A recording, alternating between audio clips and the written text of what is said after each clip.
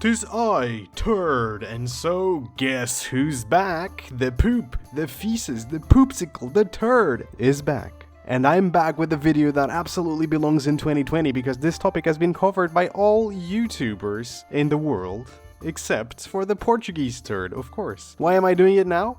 Because estar nunca estúpido. Which translates to because I want to, and I think that is beautiful. Truth is, this smelly turd has been bored, has been very, very bored.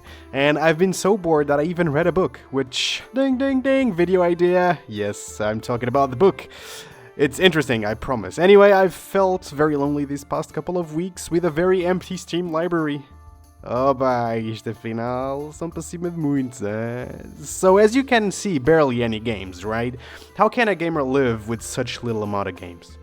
But fear not for this poor old poop, because the big turd in the sky, or more accurately, Slavic magic,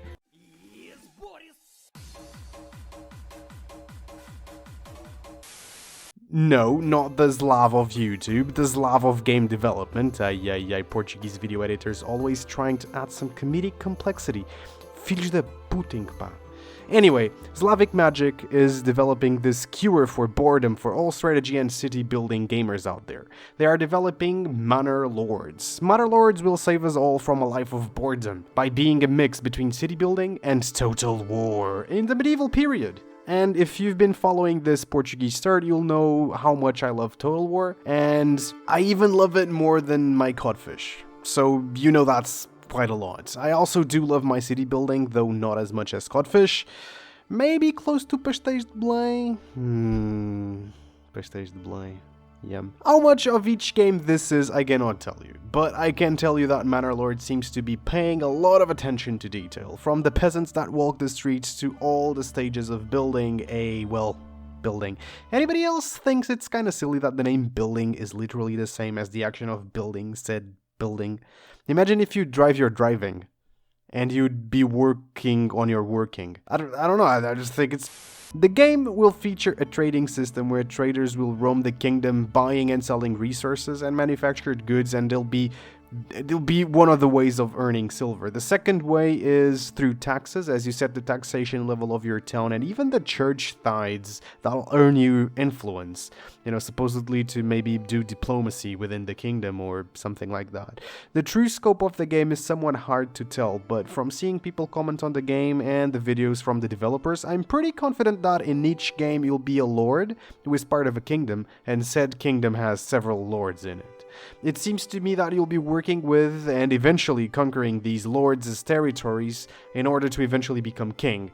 Questions may be, for example, does that mean you can have two towns and build on both? Or will your city be the only one you can manage, having loyalists put on other lordships? How do you manage more than one region? Can you form your own kingdom? Will there be some sort of a dynasty management element to this in the future? More kingdoms playing a role. So many questions, like just so many questions that I have about this game, but assuming that the scope is just one kingdom with warfare between lords, that'll be a fairly interesting dynamic because you'll be able to grow your domain and play real-time battles. This is an element that I've always missed in city builders. At a certain point, I'm not really sure why I'm building anymore. The citizens don't offer me any particular challenges or issues to solve, and the point of a city building is just to keep expanding, make more money, get more people, expand for the sake of it. In this game, you'll have the goal of becoming king, or so I hope. The diplomacy system seems to be a bit on the simple end of things, but I like that you can add a few bullets into a letter with all you want to say to a neighbor lord, and the game will kind of make a nice text of it, which is pretty nice. It's a very interesting system. Will you be able to form alliances, ask someone to attack an opponent, non-aggression pacts, trade agreements? I am not sure. But this system looks promising anyway, and it's good that you'll be able to do all of these deals with your neighbors, because some neighbors you'll most definitely want to conquer as soon as you can. Why, you ask? Well, first off, because that's what King Afonso Henriques would do, of course. depois de bater na mãe. Also, because each region will be regarded or will be geared towards a certain type of production. For example, region A might have a lot of farming lands, and region B might have a lot of mining grounds. In region C, there won't be many resources, and they live off of buying raw resources and selling manufactured goods, for example, like shoes or clothing. So, you might want to take that farming-rich region to solve food problems in your main settlement. And for me, this sounds exciting, and it opens more strategical options for you. Too bad there aren't any Moors to conquer, isn't it? We need to talk about the music. It's no Portuguese pimba, I have to say. It's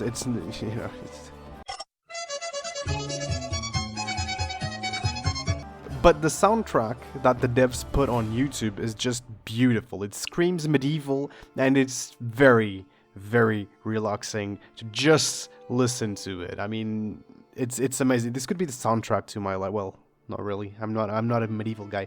The war system seems interesting. You'll be able to have a retinue unit that you can equip and customize, color, and all of that good stuff. I'm excited to use this system for sure. You'll be able to pay for mercenaries and raise levies from your peasants. You will also be able to train the levies to turn them into a more effective fighting force. However, raising levies might be detrimental, as you'll need those peasants for building, farming, and crafting. Because of that, you need to balance the way you do warfare. How hard will the experience be is any person's guess. I have no idea. I hope it isn't as unforgiving as Banished, but more challenging than City Skylines, which, as you know, is not hard at all. But as a Portuguese third myself, having tons of problems to solve all at once, yeah, not for me. Not for me. So let's see how this one goes. Hopefully it will just show you one or two things that you really need to solve at a time. Either way, I am extremely excited about ManorLords, so much so that I even tweeted at them saying how much I loved the development and I loved what they were making. To be honest, I'm just hoping someone throws a review copy at me. Wink, wink, wink, Slavic Magic, please throw a copy at me, please. Please. I'm all about that Slavic magic. I'll even send you a picture of me doing a poorly attempt at the Slav squad for a review copy or early access. I promise I'll do that. Absolutely. Anyway, what would you do to get an early review copy or get a key for Manor Lords? What would you do? How excited are you for this game? Let me know in the comments below. And, of course, don't forget to leave a like on this video because it helps a ton to get these out there. We feed the algorithm, guys, and the algorithm feeds us back. For sure. Do subscribe to the channel if you haven't already. I've been Mr. Turd, the Portuguese poop, and I'll see you guys on the next video. Portugal, caralho. I'm in Portugal, bitch.